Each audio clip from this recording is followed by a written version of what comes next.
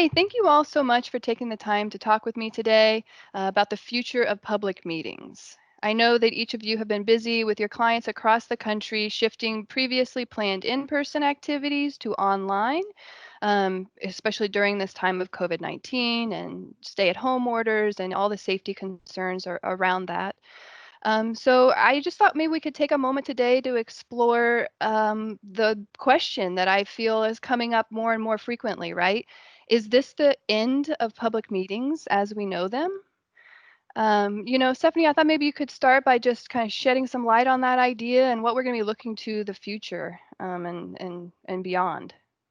I mean, I think the answer is yes and no. I think that this has presented an opportunity to look at different avenues to reach our customers and our stakeholders in ways that we haven't been able to. I also think we have an opportunity to bridge into an audience that might not typically be involved in the projects that we're interested in. So as much as this is all new for us right now, I think this is moving towards something that can be even more all-inclusive public engagement and involvement. Yeah, I agree. I like that thought. And, as we talk about planning in-person meetings and, maybe marrying different ideas, what does that look like as we start to plan ideas going forward? Delia, I know that you have some history with public education around safety and health. What do you think about when you start to plan opportunities going forward?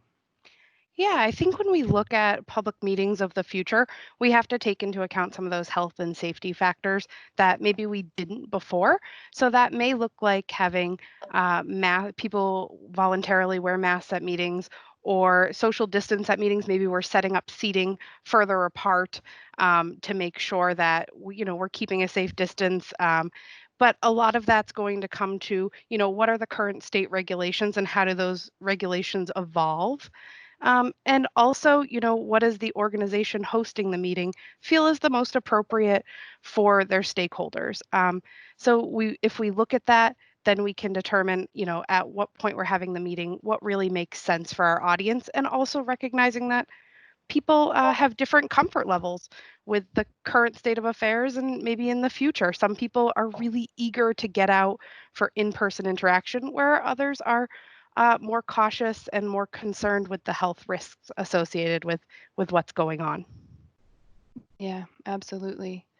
Ruben, can you paint a picture for me? What is the future of public meetings? What does it look like if I am opting to walk into an event, or other options? Like, what does that look like to you? Well, I definitely think that prior to COVID, there was an emphasis on trying to do a combination of traditional and innovative digital engagement, if you will. But because of COVID, now we're being forced to really home in on all the different type of platforms that are out there to do virtual meetings. And as a result, I think we're starting to see a new norm in how we do public engagement. Now, there's always going to be a need for the traditional to make sure that we're communicating to people that maybe don't have access to computers or to phones. But I think what you're going to find is that more and more people are being forced to understand these type of technologies. We're starting to find a new way to communicate. Another thing to consider is that before, many companies and government agencies were very reluctant to allow people to work from home. I guess they were afraid that productivity and production of work would decrease, but what we're finding is actually has gone up. And you're seeing that people are happier and doing a lot more work when they're able to work from home, which requires them to work virtually. So what you're going to see is people that are kind of reluctant to use the platforms are going to learn it and understand it more, and it's going to be part of their productivity at work. And it's also going to be one of the ways that we're going to be productive in the public involvement world.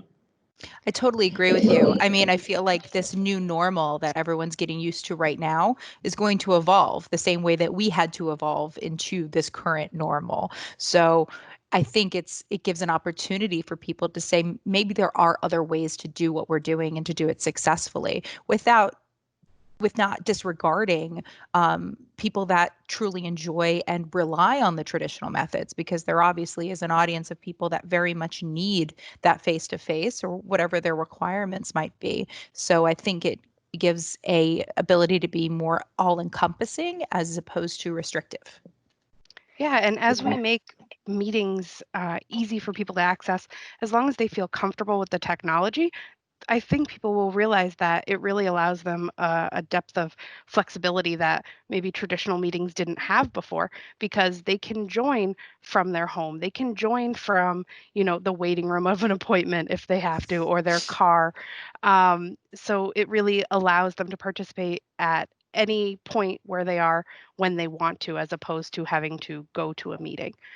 So that flexibility is a really great option. Right. So true. I'm hearing the multi-layered theme approach, and I think that's part of what we've been doing all along. And now this just reiterates how important that is to really reach people in ways that are accessible, convenient, and comfortable. So they're really able to provide an honest opinion. I appreciate it so much. It's always inspirational to talk with you all. So much talent and depth of just different things we're touching on across the country. Anything else you want to share before we wrap up? No, I think this is a great opportunity to take public involvement to the next level and really home in on the value that virtual meetings have, and make that one of the primary parts of our toolkit moving forward. Agree So true. 100%. Yes, definitely. All right, friends, stay safe, stay healthy, and until next time, take care. Thank you. Thank you. Thanks. Bye-bye.